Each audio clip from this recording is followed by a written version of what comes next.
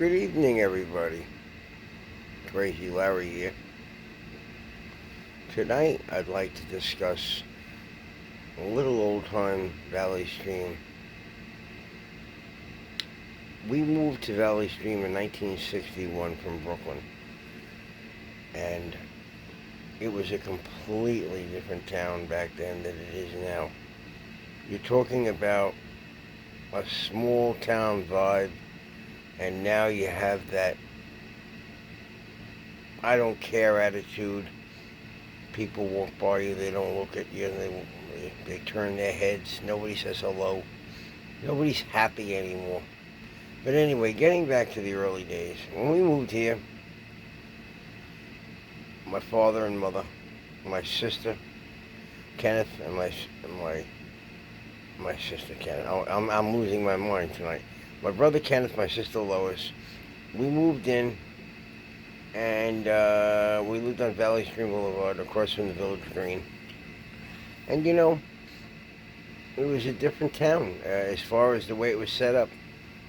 We had a library across the street, which was being built, I believe. It was just opening right after we moved in, and we also had the Village Green band shell, which we had the orchestra concerts at night, and it turned the whole park into a completely different place. And then around the corner from us, which we lived on Valley Stream Boulevard, so around the corner from us on the north side, about 2 blocks behind us, was Merrick Road. Merrick Road consisted of, right down the block, which is Payne Avenue, right on the corner on the other side of Merrick was Paul's Diner. And my father would go in there, and in the morning, sometimes he'd take me there on a Saturday morning, and we would have a little breakfast. And the waitress knew me. She used to give me fruit stripe gum, a couple of pieces that she used to keep in her pocket, and when I came in, she would give them to me. And I would get 3 strips of bacon on a plate. My father would have coffee, and of course he smoked, like he always did. And I would have breakfast sometimes. We'd have like bacon and eggs or whatever it was. Whatever I felt like, he would get me. And then across the street from that, on the same side, there was a gas station. And where the gas station is today is a Dime Savings Bank. And next to that is a Burger King. But that was just a gas station on that corner at that time. Right across the street on my side, the south side of Merrick, you had a Carvel. And the Carvel was an original Carvel with that slanted roof. And you had that, what you called a horseshoe driveway, which went all the way around the store. Large driveway in the back, and you could go from either side in. And we'd go there for vanilla milkshakes at night sometimes, and then make our way back and bring them home.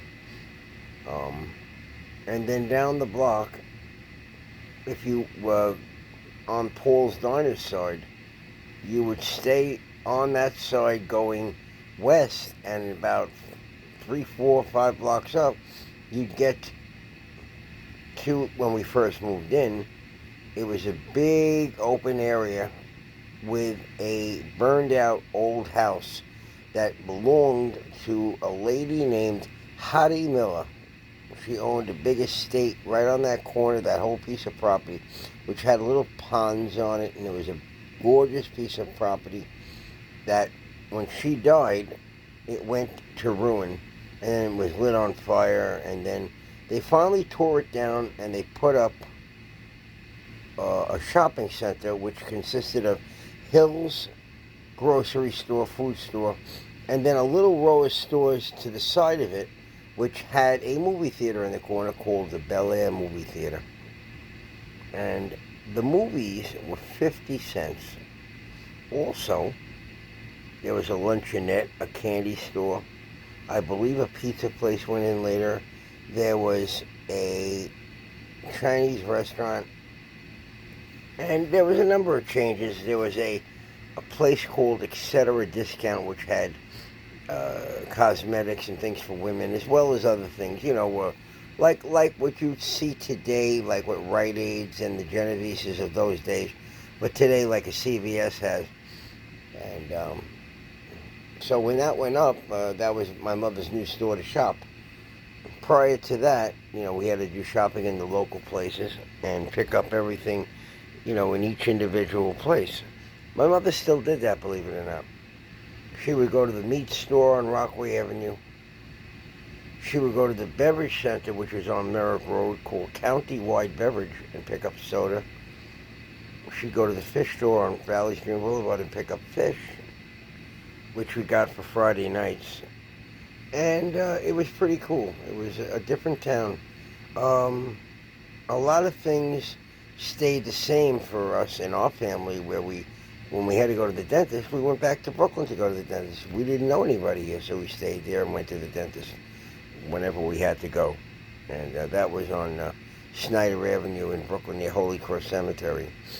Anyway, getting back to Valley Stream really quickly, because I'm not going to make a long video. I just want to start the process of my young days in Valley Stream, and then I'll bring you up to date as I make new videos.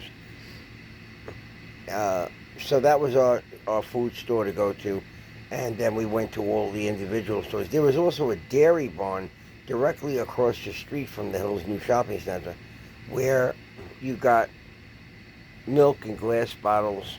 They sold eggs, and they also sold